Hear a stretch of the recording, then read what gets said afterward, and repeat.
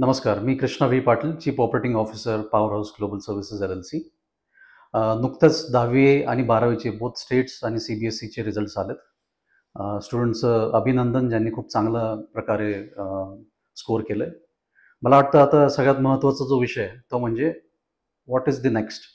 आता पुढे काय करायचं? तर मला असं वाटतं की 10वीच्या मुलांना 2 संधी आहेत. एकतर ते 10वी नंतर डिप्लोमासाठी जाऊ शकतात इन व्हेरियस फील्ड्स, किंवा त्यांनी 11वी-12वी सायन्स, आर्ट्स किंवा कॉमर्सच्या फील्डमध्ये त्यांना इंटरेस्ट आहे, त्यांनी त्याच्यात जावं. ज्यांना मेडिसिन किंवा टेक्निकल फील्डमध्ये जायचं आहे, त्यांनी नक्की JEE किंवा नीटची तयारी सुरू करावी.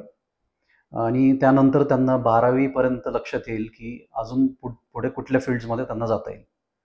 12वीच्या मुलांना 2 संधी आहेत.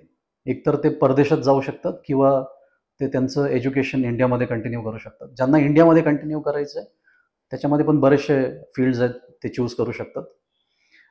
यामध्ये सगळ्यात महत्त्वाची जी जबाबदारी ती पालकांची पण आहे. कारण ते 50% पार्टनर्स असतात स्टुडंट्सच्या डिसिजन मेकिंगमध्ये.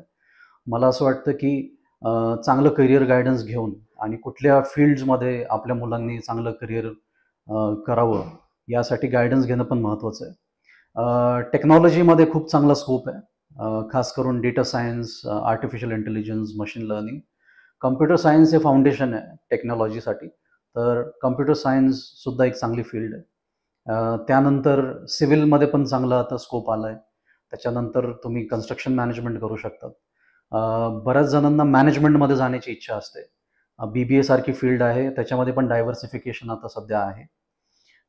आर्ट्स रिलेटेड कोर्सेस पण बऱ्यापैकी आता मुलं ऑप्ट करायला लागलेत. तर त्यासाठी पण तुम्ही जाऊ शकता.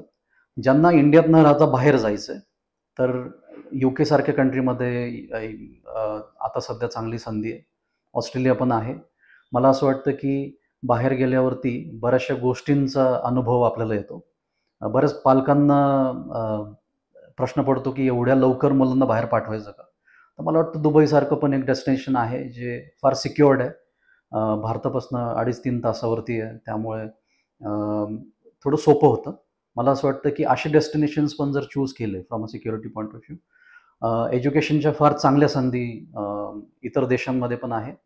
मला असं वाटतं की फक्त मेडिकलवर न फोकस करता किंवा इंजिनिअरिंगवर न फोकस करता, आपल्या मुलांसाठी कुठली फील्ड चांगली आहे, हे करियर काउन्सिलरकडनं एकदा बघून फील्ड्स चूज केलं पाहिजे.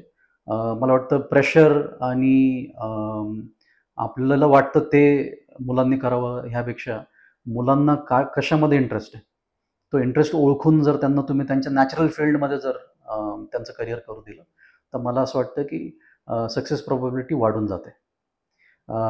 10वी आणि 12वीच्या मुलांना परत एकदा माझ्या शुभेच्छा आणि धन्यवाद.